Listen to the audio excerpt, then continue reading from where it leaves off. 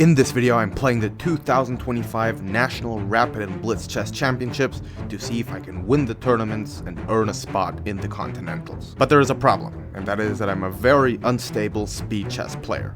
Some tournaments go like this, but others like this. For me, it's all about getting out of the right side of the bed. So to maximize my chances, I have a plan. First, one final night of intense training. Second, a blitz match against an international master to see if I'm actually ready. And then, the nationals begin. What I can tell you right now for a fact is that these were by far the craziest tournaments I've ever played in my life. There were some insane upsets that I would never expect, and also some losses that really tore me to shreds. So let's see exactly what happened. This tournament, it really means a lot to me. Tomorrow, I'm traveling to Panama City to play a training match against a secret IM opponent before the event actually begins. But tonight, I need to polish my openings, and I want to set a new 3-minute Puzzle Rush record. So let's get started with that. As I got started with this session, I thought it was going to be a piece of cake, especially considering the fact that very early on, I got quite a few very, very close calls. Oh my god, so close. Oh. But as I kept grinding into the middle of the night, hours and hours passed, and I realized this was definitely not going to be as easy as I thought. God, this is turning out much harder than I expected. I guess it's time to, I don't know, listen to some Morgenstern. Okay, come on, we have to crush this.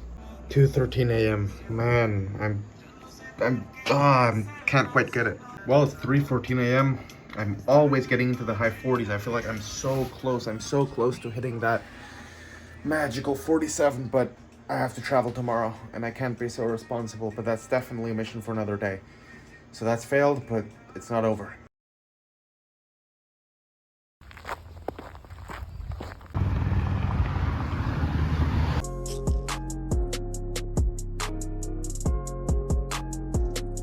After a 5-hour bus journey, I arrived in Panama City.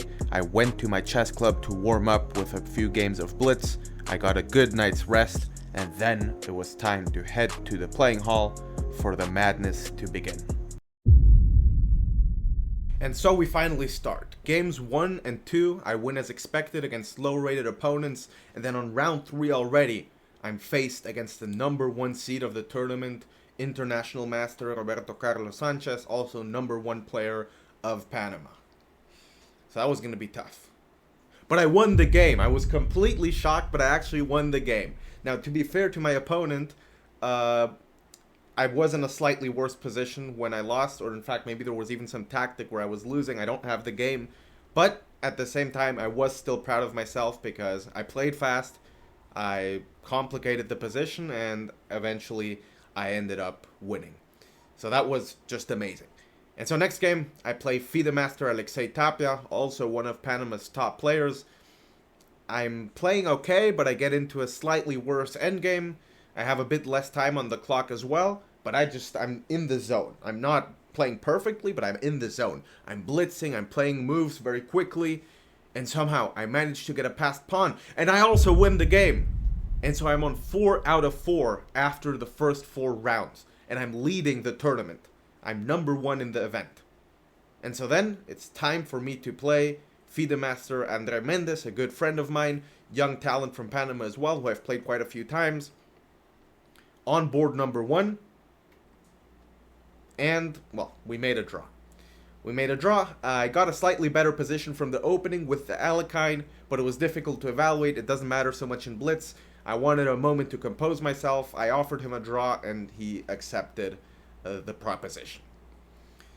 And so then, it's time for game number 5.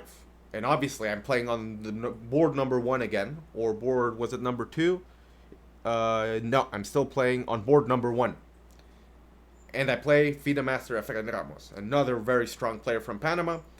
And what happened in this game? I played a Jobava London, but I was not expecting the line with bishop b4 check, c3, bishop a5, and after a4, knight a3, I mixed up the move order a little bit. I got an awkward knight there.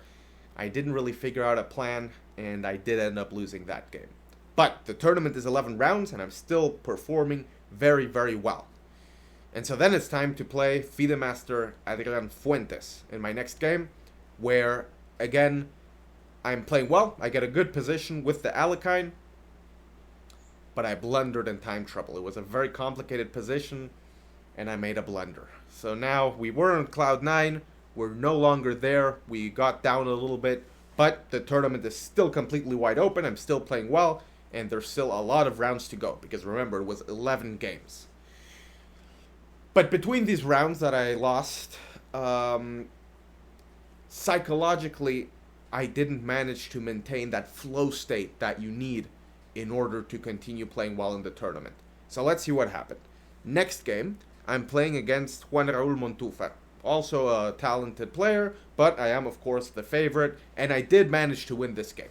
So we're finally back. And so right in all of this, here are the emotions that I was feeling live during the tournament. Well, it was an amazing start, then I lost 2 games in a row.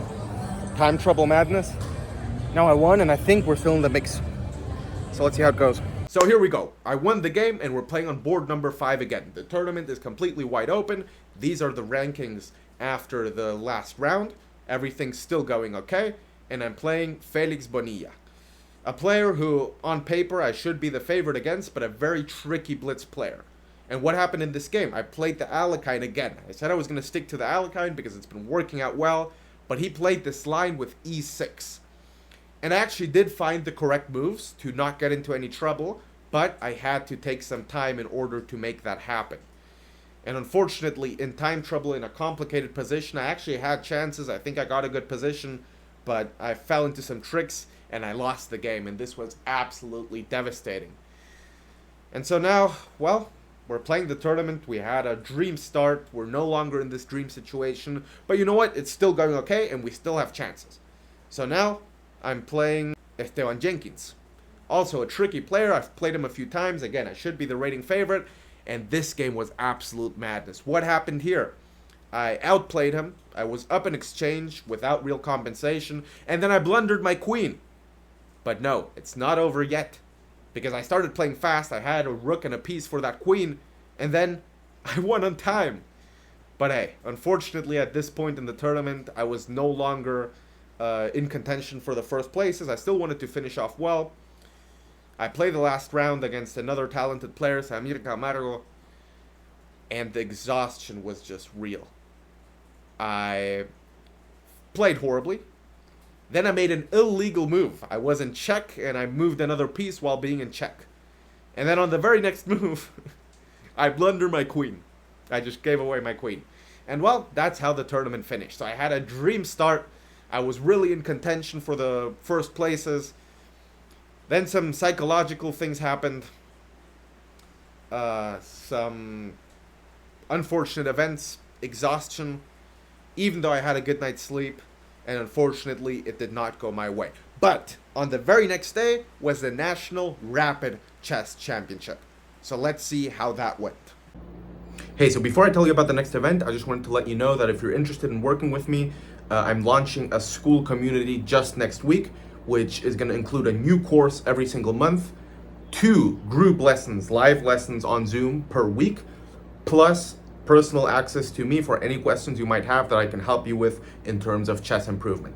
If that sounds interesting to you, I want to thank you for being here with me right now, early on. And for the founding members, I'm going to give a special price of just $22 a month before launching it officially for $37. So if you're interested in that, then you can fill out the Google form I've left in the description, but I can send you an email to give you early access with that special price.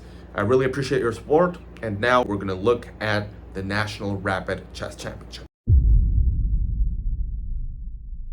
Well, just got dressed, showered and shit. Nice view actually out right here where I'm staying. Looks pretty nice. Anyway, just got ready. Yesterday was a very, very up and down performance. We'll try to do better today. It's the National Rapid Chess Championship. I had a very good night's sleep, which is not always standard for me at a tournament, so that was good.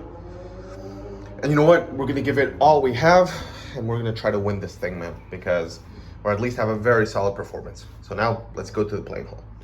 And so that's exactly right. Here we go. It's day number 2. I'm playing the Rapid Tournament. I'm feeling fresh. I'm feeling good. I'm motivated. It's time to go and crush this event. So what happens? I play game number 1 against a 1500. Nothing too eventful. I won the game. I got into time trouble, but it was completely fine. Game number 2, I get a 1700. I play my Jobava London again, and it was a good game. I won. Well, I actually blundered a piece in the opening for some psychological reasons that I won't get into.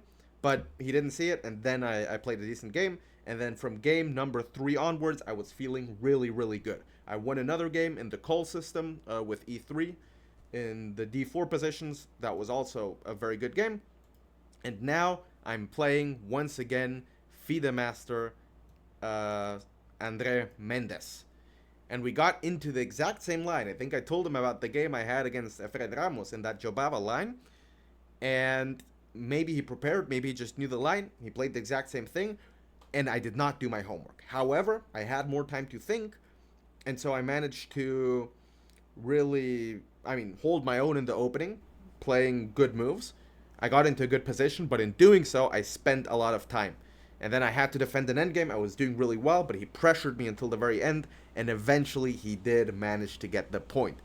And so it's only 7 games, which is the problem. So any slight little mess up in this tournament could be disastrous, because you don't have the chance to come back as you would in the Blitz event.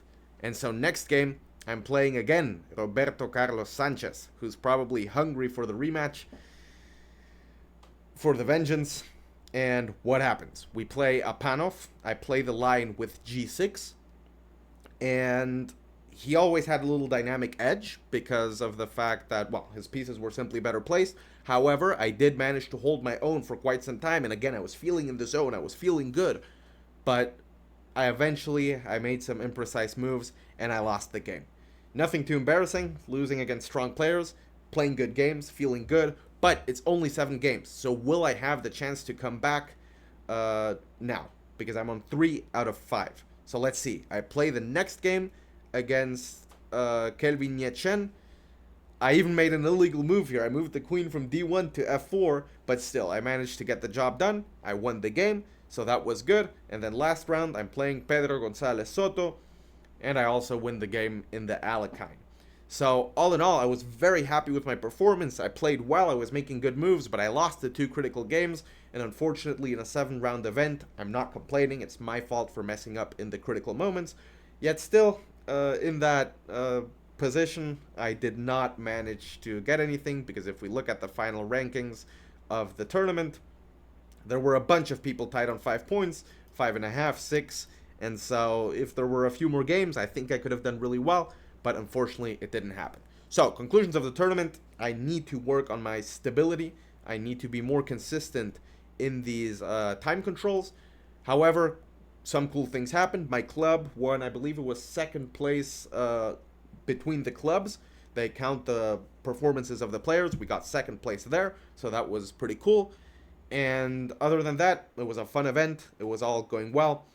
And now, in December, I have 1 tournament at the end of the month, a classical event in another country, in Costa Rica, so we have to get ready for that. I'm going to bring you a lot of training videos in this off-season that I have, basically off-season, as if I was a bodybuilder. But anyway, I hope you enjoyed this. If you want to support me, then I'd really appreciate a like and a subscription. It really helps out the YouTube algorithm, and I'll see you in the next video. Goodbye.